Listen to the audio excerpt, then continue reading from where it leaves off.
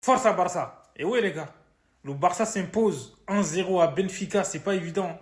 Donc voilà, à la suite de l'expulsion de Koubarsi, le Barça a été réduit à 10 en fait, depuis la première mi-temps. Et le Barça a eu du caractère en fait, faut le dire. Parce qu'on sait qu'à l'extérieur, contre le Benfica Lisbonne, c'est compliqué. Par le passé, on l'a vu. Benfica, même en 11 contre 11, en fait, le Barça avait souffert. Mais là, ce soir-là, le Barça, comme je l'ai dit, ils ont eu du caractère. Ils n'ont pas baissé les bras. Et Benfica, ils ont souffert comme neveu. Et c'est eux, j'ai l'impression que c'était qui étaient à 10. Après, même, encore une fois, franchement, pas lui dit, en fait, c'est quoi ce bordel? Le mec, il se transforme en Ronaldinho face au Barça. Il est injouable. C'est lui qui a provoqué le carton rouge, en fait, de Koubarsi. Donc, du coup, il a eu beaucoup d'occasions aussi. Heureusement que des fois, ça a été contré. Parce que sinon, il aurait pu marquer aujourd'hui, encore une fois. La dernière fois, il avait marqué un triplé. C'est dingue. Donc, voilà, comme je l'ai dit, fallait le faire. Ils ont eu des cojones ce soir. Rafinha, chapeau. Rafinha, en fait, voilà, dans les grands matchs, on sait que Rafinha, encore une fois, il a loupé pas mal d'occasions, je trouve, enfin, d'opportunités. Parce que des fois, il fait mal la passe, il fait pas les bonnes décisions. Mais là, c'est lui qui a marqué le but, en fait, qui a peut-être permettre au Barça de se qualifier. Donc voilà, moi je trouve hein, Rafinha il est infatigable, il fait les efforts, il se bat, il les a assommés les gars, c'est incroyable. À 10 contre 11. Donc Lamine Yamal, je trouve qu'il a fait un match correct. Après voilà, il peut pas être bon à tous les matchs. Moi je trouve que ça va, il était bon. Mais après le carton rouge en fait ça vient dommage gâcher la fête.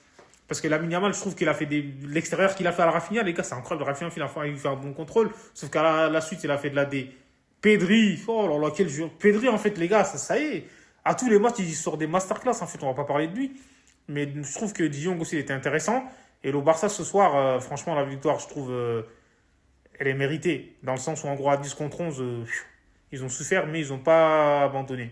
Le Barça a quitté ses partenaires. Donc voilà, quoi. On sait qu'il a 18 ans, il apprend encore, en fait. Après, heureusement, il y a eu plus de peur que de mal. Dans le sens, en gros, il aurait pu provoquer le penalty, mais à l'entrée de la surface, il n'a pas très bien maîtrisé son tacle en fait, parce qu'il a pris le joueur avant le ballon, c'est dommage.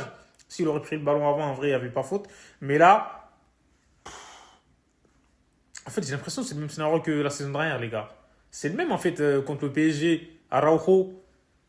Oh là là, Koubarsi, après, voilà, comme je l'ai dit, il est encore jeune, et j'espère qu'il va apprendre de ce match, qu'il va pas enfin, commettre ses erreurs, même si le joueur est marqué à 11 contre 11, en fait, c'est plus facile d'égaliser ou de se faciliter le match.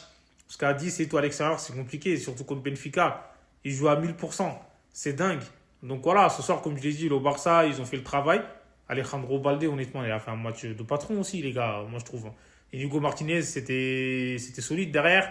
Et en vrai de vrai, devant Lewandowski, moi je trouve en fait un sifflet qu'il aurait dû sortir Lewandowski, hein. C'est mon avis. Donc au lieu de sortir Dani Olmo, les conseils de Dani Olmo, déjà, quand tu prends un carton rouge, les entraîneurs automatiquement ils sortent leur attaquant.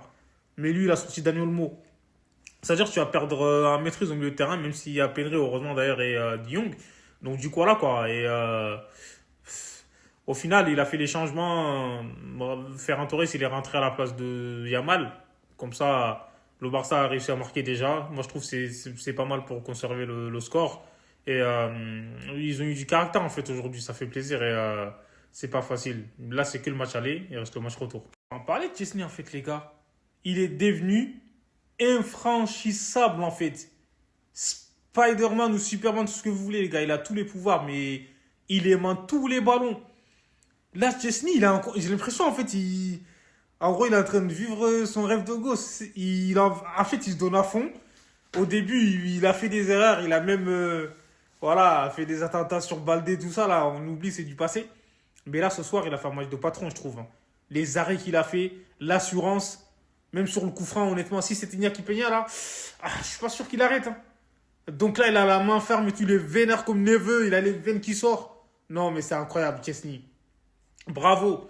Donc là, honnêtement, il mérite sa place, en fait, parce que nous tous, on a critiqué un petit flic dans le sens où il aurait dû laisser Inaki Peña parce qu'il était en confiance. Mais Chesney, depuis beaucoup de matchs, en fait, il a jamais perdu un match avec le Barça, je crois. C'est dingue. C'est quoi ce stade de dingue? Donc voilà, bravo. Encore une fois, moi je trouve, hein, si le Barça gagne ce soir, c'est en partie grâce à lui.